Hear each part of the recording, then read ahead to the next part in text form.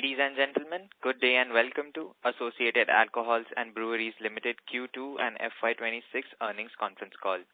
This call is hosted by Monarch Networth Capital. This conference call may contain certain forward-looking statements about the company, which are based on beliefs, opinions, and expectations of the company as on the date of this call. These statements are not guarantees of future performance and involve risks and uncertainties that are difficult to predict. As a reminder, all participant lines will be in the listen-only mode, and there will be an opportunity for you to ask questions after the presentation concludes. Should you need assistance during this conference call, please signal an operator by pressing star then 0 on your touchtone phone. Please note that this conference is being recorded. I now hand the conference over to Mr. Rahul Dani from Monarch Networth Capital. Thank you, and over to you, sir. Yeah, thank you, Hamshad. Good afternoon, everyone. On behalf of Monarch Networth Capital, it's our pleasure to host the senior management of Associated Alcohol and Breweries Limited. We have with us Mr. Anshuman Kedia, Whole-Time Director and CEO, Mr. Tushar Bhandari, Whole-Time Director, and Mr. Ankit Nagori, Deputy General Manager. We also have Go India Advisors, the IR advisors for the company. Without wasting much time, I'll hand the call to the management for opening remarks. Thank you, and over to you, sir. Thank you, Rahul.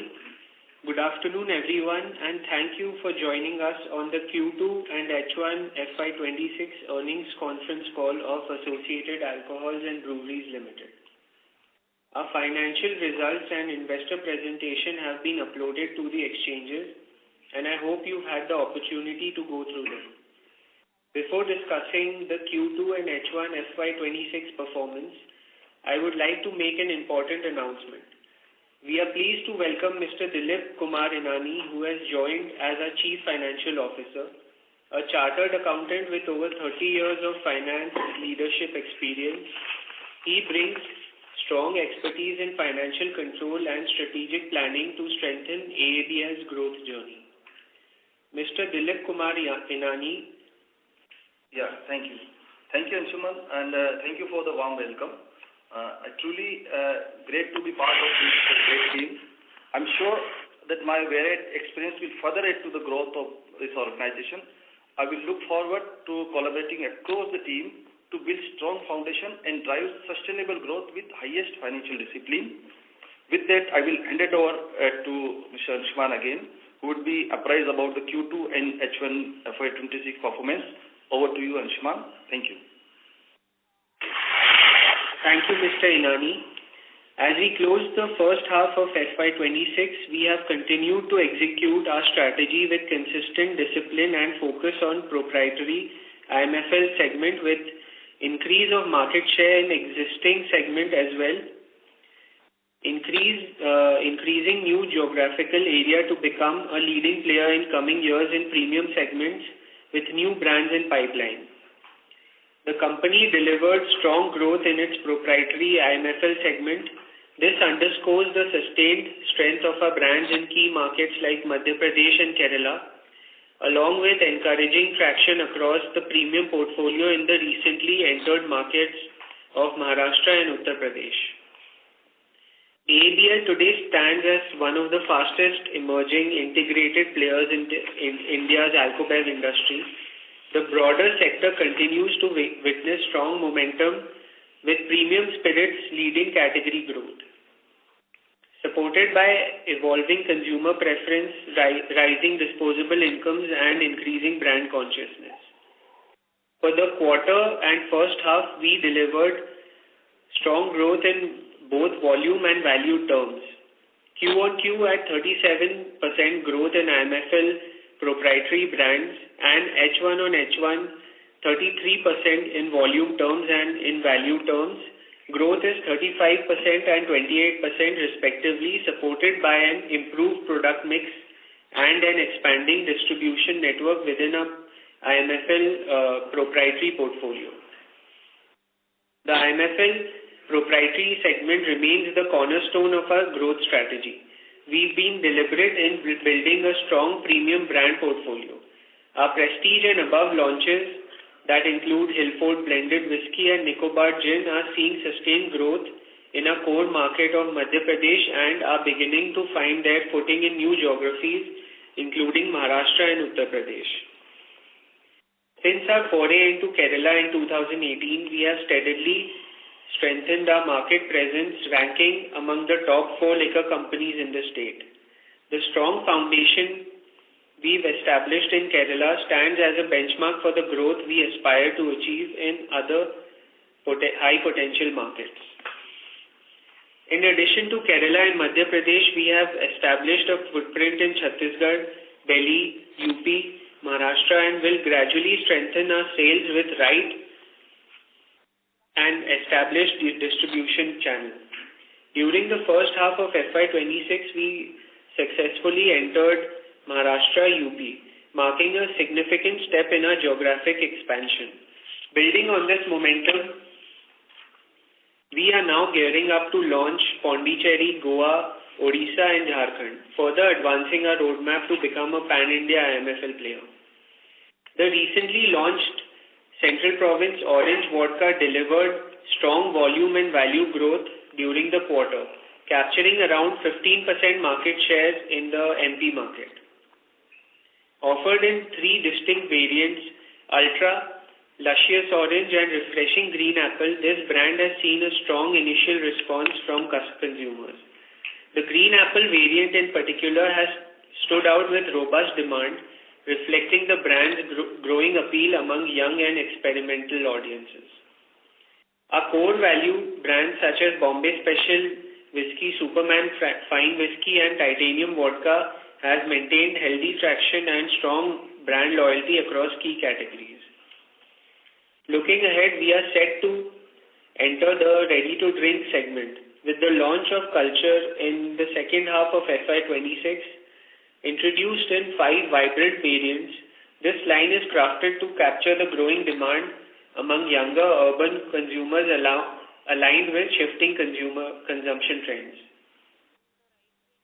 I am pleased to share that our malt plant in Barwaha has been commissioned and we have commenced the processing and maturation of malt spirits.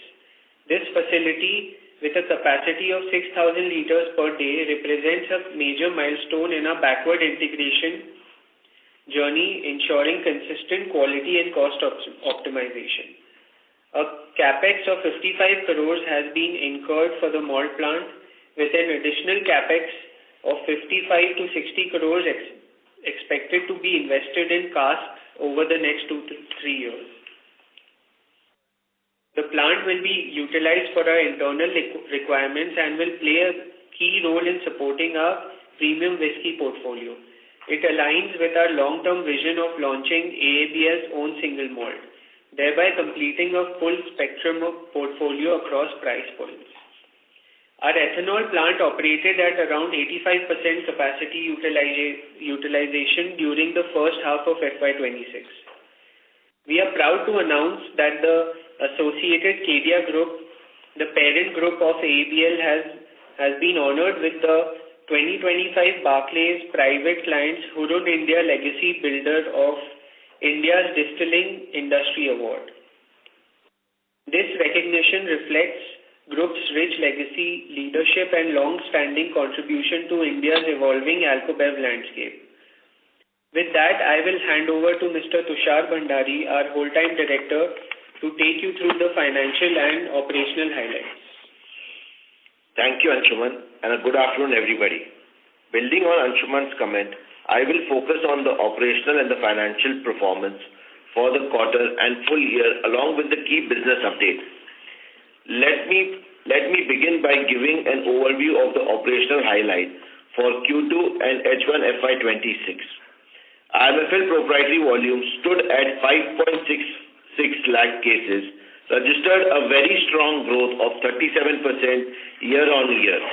We are seeing a good traction in our premium and above brands.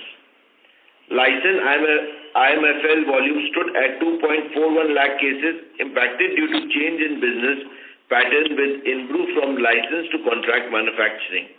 Merchant ENA volume was 5.4 million liters and ethanol volume stood at 10 million liters. Moving to the financial performance for Q2 FY26. Net revenue from operations stood at 253 crores, remaining broadly flat year-on-year. The marginal decline was primarily due to shift in in-brew business model from license to contract manufacturing. Gross margin stood at 36%, lower compared to last year, primarily due to lower realization of byproduct because of increase in number of ethanol plants, and price of byproduct is again improving, and also due to change in raw material mix. EBITDA for the quarter stood at 240 million, down 4% year-on-year, translating to the EBITDA margin of 9%, which is marginally reduced from 10% EBITDA in corresponding period of last year. Profit after tax stood at 140 million with a PAT margin of 6%. In terms of segment performance for the quarter, IMFL proprietary revenue stood at 41 crores, reflecting an year-on-year increase of 35%. IMIL revenue stood at 56 crores, growing by 8%. Merchant ENA contributed 37 crore, and ethanol revenue for the quarter was around 71 crore. Going forward, our focus remains on strengthening our proprietary IMFL portfolio and expanding our presence in the premium and above segment.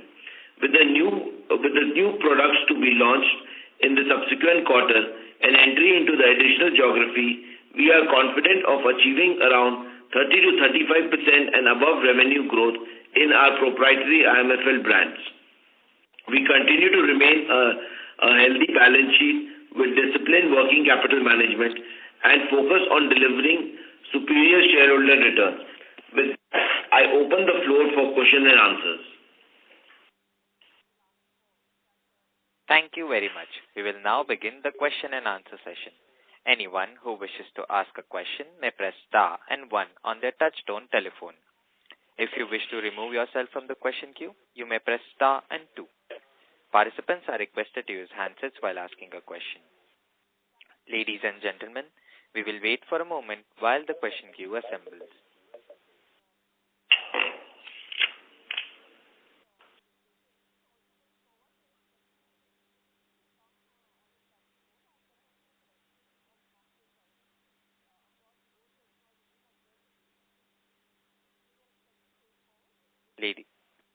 The first question is from the line of Rishikesh Shah from Alchemy Capital. Please go ahead. Yeah, hi. Am I audible? Yes, Mr. Shah. Yeah. So my question was on IMFL proprietary. This quarter, our growth in IMFL proprietary was good. So do we see the momentum continuing, like the 35% growth, or will it come down to a sustainable 15 to 18% guidance? You see, as we had informed earlier also, the company's entire focus have been on its own IMFL proprietary brands, which can clearly be seen in the Q2 performances and the half-yearly performance also, so which is up around 30 to 35%, and we would expect it to be at this pace growth in the coming year as well. With the addition in number of states also which we are entering into, it'll be in the range of 30 to 35% growth. Right. So, and I wanted to ask a question on realization. When you compare this H1 to last year H1, our realizations are down 2%.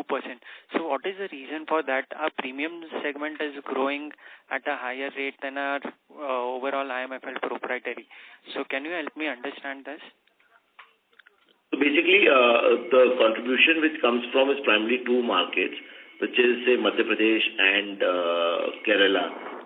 And the other markets have been gaining traction. The realization has been down by 2% because of certain pricing policy change in Madhya Pradesh. That is the reason, primarily.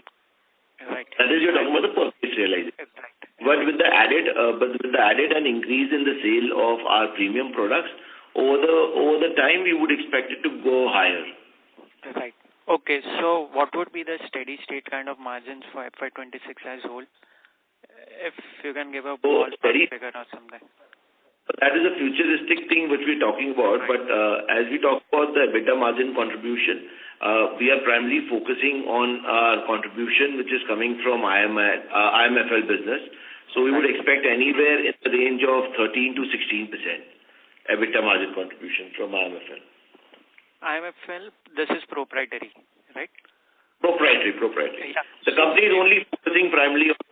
family brands now over the years, and would continue to do that. And this margins are down as compared to last year. Is that because of marketing, more marketing expenses in the new geographies? There's been increase in the marketing expenses as we enter into new states. We are entering into newer states. As we enter to the new states, so initial entry, the cost is higher. Right, understood. Settle down in coming. Right, understood. Okay. So in the IMFL licensed segment, I understand that because of the shift to contract manufacturing, that revenue growth is lower. So going forward, Yes. what kind of growth are we looking at, and what are the margins that we see going forward? See, going forward, out of this, the entire business, there were the two primary products which were there. One was the bagpiper and the second is LR.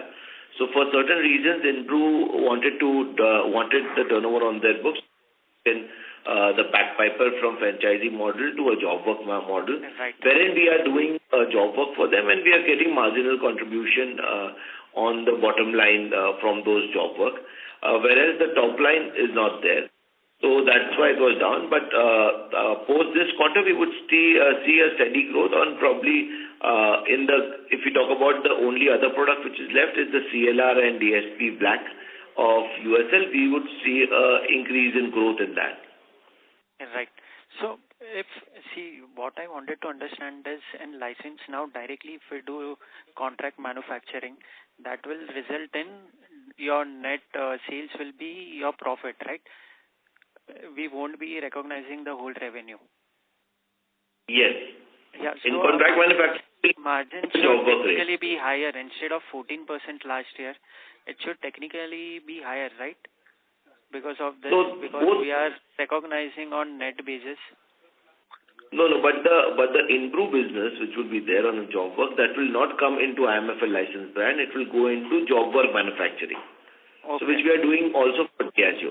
So license manufacturing is the pure products which we've taken on pure risk and reward ratio basis from other players. So which we had earlier 5 products like Bagpiper, White Mischief and other products. So now we have out of that, we have only CLR and DSP Black. Right. So in IMFL license brand, only sale and realization of CLR and DSP Black would come. Right. In the months to come. This contract manufacturing, it is recognized in what segment? It's other. So in the job work income. Okay. Job work income. Okay. Okay. And on the malt plant, I wanted to ask you, we have invested 50 to 60 crores. Last time you had told us that you will also be doing some kind of merchant sales. And now we are talking about doing entirely captive, right?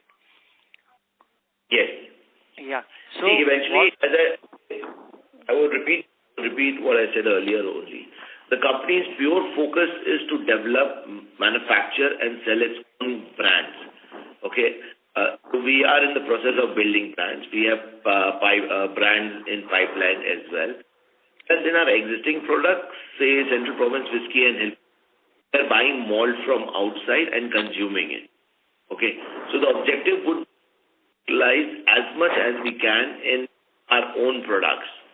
So we are working on that. So we are putting everything on maturity because we are quite confident that over the period of time it will get mature. That is 1.5 years, one product, and 3 years the other product. We will be available in most of the states in the country, and we'll be a pan-India company. And our requirement itself would be of the malt which we will be manufacturing.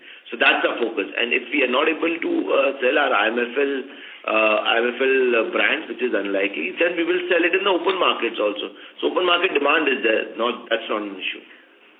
Right. So what kind of margin benefit? Sorry to interrupt, sir, but I may request you to rejoin. One last question. Yeah. So it's relating to the earlier question. So what kind of margin benefit will we see over here? There'll be completely premium products, and these premium products will attract a 20+ margin. Okay. Okay. Understood. Thank you. Thanks a lot. I'll come back in the queue. Thank you. The next question is from the line of Daljit Singh Kohli from Roha Asset Managers LLP. Please go ahead. Hi, good morning. Thanks for taking my question. It was not clear in the previous answer, where do you account this job work activity? It comes as a job work income. No, so in the line item, where do I see in the income statement? Revenue from operations. It's part of gross revenue. Yes. Right? So this segments, which you have 4 segments, besides this is the 5th one, in a way. Yes. Correct? Yes. Yeah. Which earlier it was not the case, right?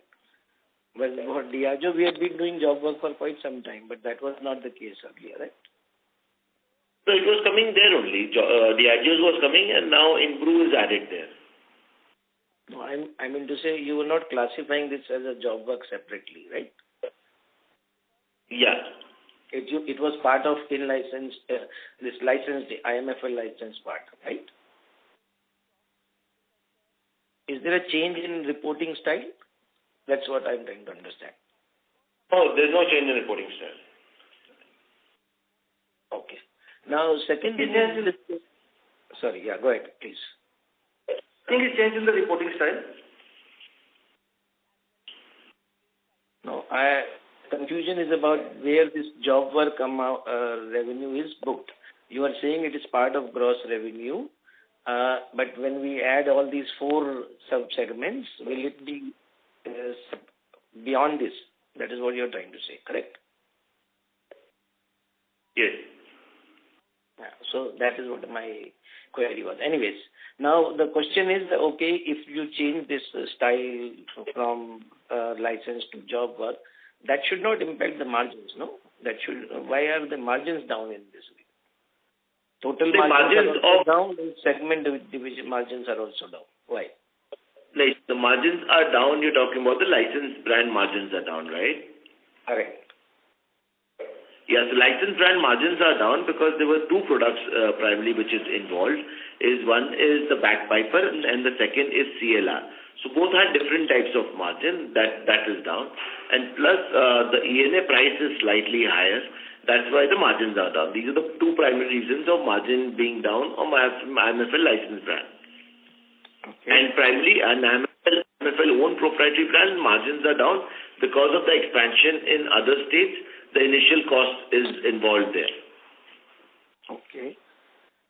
But you should be beneficiary of the fall in the maize prices and other things, no? Rice and all. So why it is not numbers? But the marketing expenses has increased. That is the primary reason. And second reason, the margins being down is as the price of ENA has gone up. That is primarily because of the byproduct sale price realization has gone drastically down because of number of ethanol plants expanding drastically. So these are the 2 major reasons. So on consolidated basis, what would be your guidance for the margin? On consolidated basis, the guidance for the EBITDA margin should be around anywhere between 8 to 11%. 8 to 11. That's too large range, you know. That will be somewhere around 9 to 11. So we would be maintaining the existing margin which is there, definitely, and we will be trying to improve on that. Because as the major impact on the margin has come from the realization of byproduct sale. The price of byproduct had gone down drastically because of the number of ethanol plants coming up. So that was the primary reason, and now we are seeing an upward movement in the prices which is there in byproduct. So reversal is expected from there. Yeah. So if we compare last year quarter on quarter, so the EBITDA margin last year was 10% and this year it was 9%. I'm comparing with previous quarter. So previous quarter anyway, Q1 is the best quarter of the year. Yeah. Yes. Okay. Thank you very much. Thank you for answering all the questions. Thank you. The next question is from the line of Suchrit D. Patil from Eyesight Fintrade Private Limited. Please go ahead. Good afternoon, team. My name is Sukrut Patil. I have two forward-looking questions. First is, I just want to understand what is the long-term plan for AABL beyond ethanol and premium IMFL. Is there something you are building that gives the company a lasting edge over the time? Maybe a way of working or a platform or a mindset that helps you grow smarter, not just bigger, but more smarter also, as the industry also grows. Thank you. So basically, long-term vision of the company is to increase the sale of its own IMFL brands, and the company is purely working on those platforms. So for that, one of the key ingredients of being a part there is that one is you need to have a good product, good liquid you need to offer the quality at a reasonable price to the customers. Second is you need to have good distribution channel and a distributing partner, which company is aggressively investing on. And fifth, which is the most important part out of the all segment for the company, is to have the best talent in the industry. So that's what we are doing. We are in the process of aggressively recruiting also the talent from the industry. So whichever states we are entering, we are looking at the best distributor or the best salesperson who would guide our sales there. Next target which we are keeping the states is Rajasthan, Jharkhand, Goa, Mahe, Assam and Odisha. So these are the states. Second is AABL is strategizing and making products which will be available across the portfolio category and across the value chain. So basically, if I would say in simple terms, if the customer wants to go say 50 rupees up in the purchase point or 50 rupees down in the price point, our product should be available. So it gives an added advantage for us to move and meet the distributor also. So we want to become a one-stop shop for the alcohol industry in the years to come. So for that, we have invested in single malt also, as Indian single malt is gaining traction across the world. So we have invested in the single malt as well. And we have seen that the focus is realizing by a strong growth in our own IMFL proprietary brands, which is around 30 to 38%, which we have seen. So that's the momentum. We want to keep it up, and we want to increase the sale of our own product. So that's what we are aiming for. Thank you. My second question is to Mr. Bhandari. I believe he's also on the call today. Yeah, I am Mr. Bhandari, yes. Oh, sorry, I missed it. I joined a bit late. Okay, so my second question is again regards to margins and cost planning. When costs go up, like ENA or packaging, how do you make sure the margins stay steady without cutting any corners? Just want to know if there is anything in your system like sourcing, pricing discipline or plant design, or something that is helping you stay efficient even when things get a bit when you can't predict things in the future. Just want to understand how are you planning or thinking about this over the next few quarters. Thank you. Basically, in this, you can be more efficient. That is going to give you an edge over the competition, and that will help you take care of the increase in the cost, if any. So one is that there is no compromise on efficiency. Second is the procurement of raw material. You should have, we are doing a multiple level procurement of raw material. That is, we are procuring it directly through mandis, so that we have the hands-on rate what is happening in the market. Second is through brokers, and third is to direct through big institutions. So multiple level of sourcing you should have. So that's where you can contribute. And